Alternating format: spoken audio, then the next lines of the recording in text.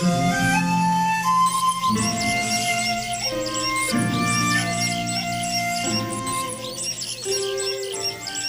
The lord. దేవుని పరిశుద్ధ నామంలో అందరికి కూడా శుభాలు. అత్యున్నతుడు, సర్వోన్నతుడు, సజీవుడైన దేవుడు మనకు మరొక నూతన దినాన్ని ఇచ్చారు. ఈ విధంగా మీ మధ్య మరొకసారి ఆయన యొక్క పరిశుద్ధ లేఖనాన్ని పంచుకోగలిగిన భాగ్యం నాకు ఇచ్చారు. అందును బట్టి నేను ఎంతగానో స్తుతిస్తున్నాను. ప్రతిరోజు వాక్యం చూస్తూ బలపడుతున్నారు అని నమ్ముతున్నాను. ఈరోజు కూడా దేవుడు మనతో మాట్లాడడానికి సిద్ధంగా ఉన్నారు. ఈ యొక్క బైబిల్ గ్రంథాలు ఓపెన్ చేయగలిగితే కీర్తనల గ్రంథం 37వ అధ్యాయం 27వ వచనం, Psalms chapter 37 verse 27. కీడు చేయుట మాని మేలు చేయము, అప్పుడు నీవు నిత్యము నిలుచుదువు. ఆమేన్. లేఖనాలు చాలా క్లియర్గా చెప్తున్నాయి. కీడు చేయడం మానేసి మేలు చేయడం స్టార్ట్ చేయి, అప్పుడు నువ్వేమవుతావట, నిత్యం నిలుస్తావు. పర్మనెంట్.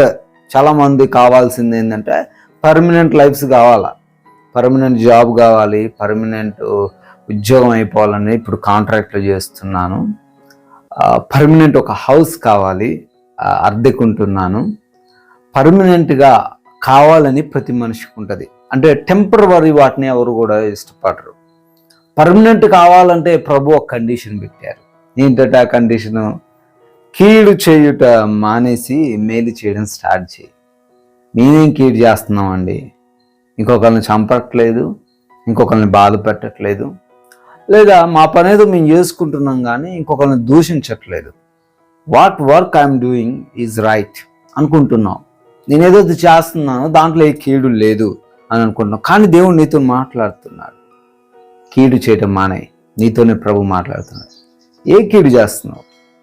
ఒక వ్యాపారస్తుడు మోసం చేసి సంపాదిస్తూ ఉన్నాడు. అది తూకంలో కావచ్చు, అతను ఇచ్చేటటువంటి ఆ క్వాలిటీ విషయంలో కాంప్రమైజ్ అయ్యి కావచ్చు, లాభం వస్తుందని చెప్పి అబద్ధపు లెక్కలు రాయడం కావచ్చు కదా. కీడు చేయట్లేదు అంటారా? ఎవరిని ఆయన బాధ పెట్టట్లే, ఎవరిని ఎదుటపడి తిట్టట్లేదు, ఎవరిని ఇబ్బందులకు గురి చేయట్లే. అయినా he is doing mistake, he is doing evil thing అంటారు బైబిల్లో. అయితే ఈవిల్ థింగ్, ఒక పాపము లేదా ఒక కీడు చేస్తా ఉన్నాడు. Can you stop that? అది ఆపగలవా? అది ఆపినట్లయితే నువ్వు నిత్యం నిలుస్తావు. You will be flourish everywhere.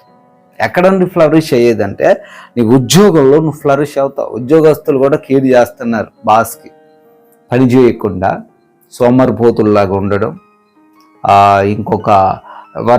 ఇంకొకరికి తన యొక్క వర్క్ని అసైన్ చేయడం, నువ్వు చేయరాదమ్మా అని చెప్పడం, లేదా బాస్ వస్తున్నప్పుడే పని చేస్తున్నట్టు నటించడం, అన్యాయంగా శాలరీ తీసుకుంటున్నారు కదా.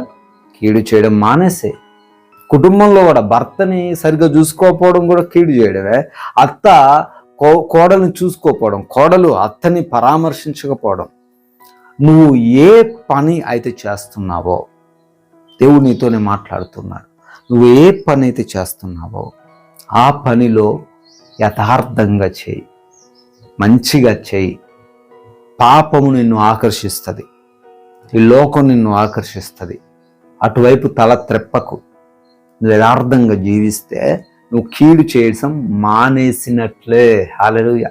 కీడు చేసే మానేస్తే నువ్వు నిత్యం నిలుస్తావు. You will be flourish. నీ ఉద్యోగం కావచ్చు, నీ కుటుంబ జీవితం కావచ్చు, నీ సంసార జీవితం కావచ్చు, నీ వ్యాపారంలో కావచ్చు, నువ్వు ఉంటున్న ప్రాంతంలో కావచ్చు, నీకంటూ గుర్తింపు వస్తుంది, నీకంటూ ఒక మంచి పేరు వస్తుంది. యోసేపు కీడు నుంచి దూరంగా పాడిపోయాడు. అతనికి కీడు చేసే ఆప్షన్ వచ్చినా వదిలేసుకున్నాడు. ఎందుకంటే అతను నిత్యము నిలవాలన్న ఆలోచన అతనిలో ఉంది. ఎస్, నీకు కూడా వస్తుంది, టెంప్టేషన్ వస్తుంది. Live it. దాన్ని వదిలేసి ముందుకు పరిగెట్లు. ఖచ్చితంగా యూ విల్ బి బ్లెస్డ్. నిత్యము నువ్వు నిలుస్తావు, ఆశీర్వదింపబడతావు. ఈ రోజు నుంచి నీ జీవితము ఆశీర్వదింపబడును గాక, నీ వ్యాపారము ఆశీర్వదింపబడును గాక, నీ ఉద్యోగము ఆశీర్వదింపబడును గాక, నీ కుటుంబము ఆశీర్వదింపబడును గాక. ఆమెన్. నమ్మిన వారు ప్రార్థనలు ఏకీభవించండి. జీవం కలిగిన తండ్రి వందనాలు. కీడు చేయడం మానేస్తే మీరు మా జీవితంలో మేలు చేస్తానంటున్నారు తండ్రి. Thank you lord. ఎవరైతే ఇంకా వారికి తెలియకుండానే కీడు చేస్తూ ఉన్నారో, కీడు చేసే వ్యక్తులుగా ఉన్నారో, అయ్యవారు తండ్రి దానిని కూడా మానేసి ఇంకా నిత్యం నిలిచే వ్యక్తులుగా, అభివృద్ధి చెందే వ్యక్తులుగా వారు ఉండడానికి కృపా సహాయం దయచేయండి. ప్రార్థనలు ఏకీభవిస్తున్న ప్రతి బిడ్డను దీవించండి. వారి కుటుంబాలను, వారి ఉద్యోగాలన్నింటినీ ఆశీర్వదించండి. మంచి ఆరోగ్యము, శక్తిని, ఆర్థిక పరిస్థితిని దయచేయమని, అందరి ద్వారా ఈరోజు మహిమ పొందుకోమని, మాకు తోడై ఉంటామని యేసు నామములో ప్రార్థన అడుగుతున్నాం తండ్రి. ఆమేన్.